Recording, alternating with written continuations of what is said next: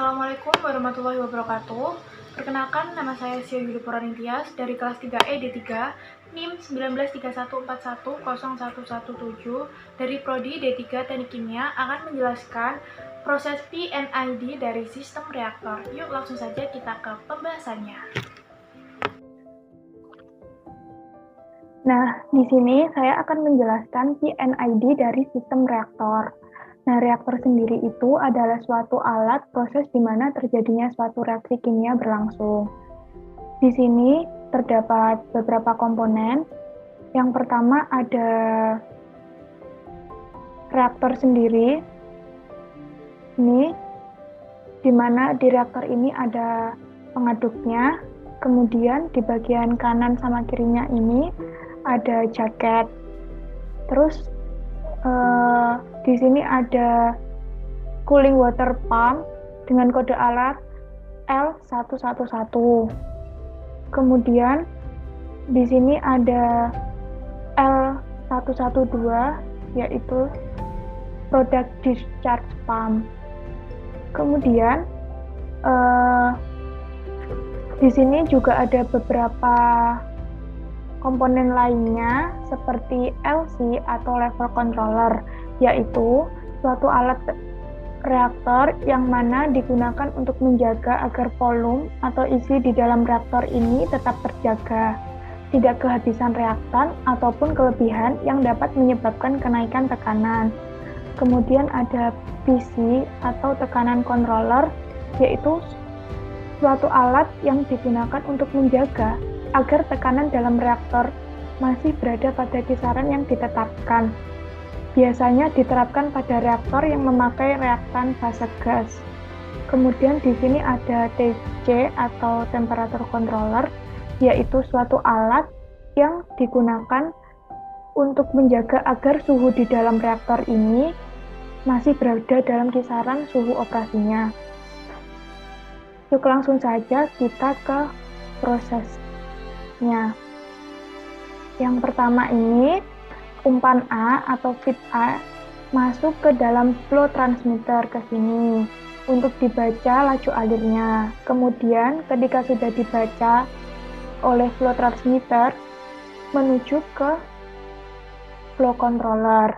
Nah, di flow controller ini akan dibandingkan dengan variabel yang terukur tadi dengan set point atau ST.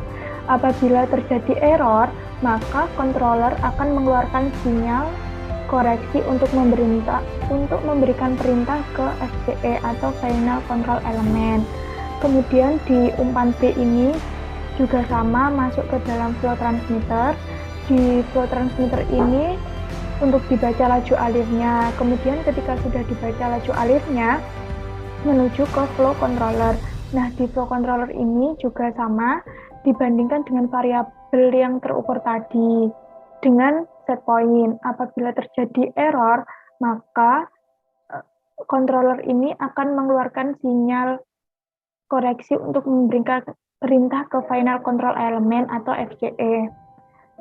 Kemudian setelah itu umpan B dan umpan A sama-sama masuk ke dalam reaktor di bagian atas ini. Nah, di sini terjadi pengadukan larutan agar menjadi homogen. Dan di dalam reaktor ini terjadi proses reaksi kimia secara langsung. Setelah itu, di sini ada CWS atau cooling water system yang masuk dan dipompa oleh L11 atau cooling water pump. Kemudian dialirkan menuju ke reaktor ke sini. Kemudian dari reaktor ini akan dibaca temperaturnya oleh temperatur transmitter. Setelah dibaca suhunya akan menuju ke temperatur controller. Nah, di temperatur controller ini akan dibandingkan variabel yang terukur tadi dengan set point. Apabila terjadi error, maka controller ini akan mengeluarkan sinyal koreksi dan diberikan dan untuk memberikan perintah ke final control element. Setelah dari reaktor ini, suhunya juga dibaca lagi oleh temperatur transmitter, kemudian masuk ke temperatur controller. Nah, di temperatur controller ini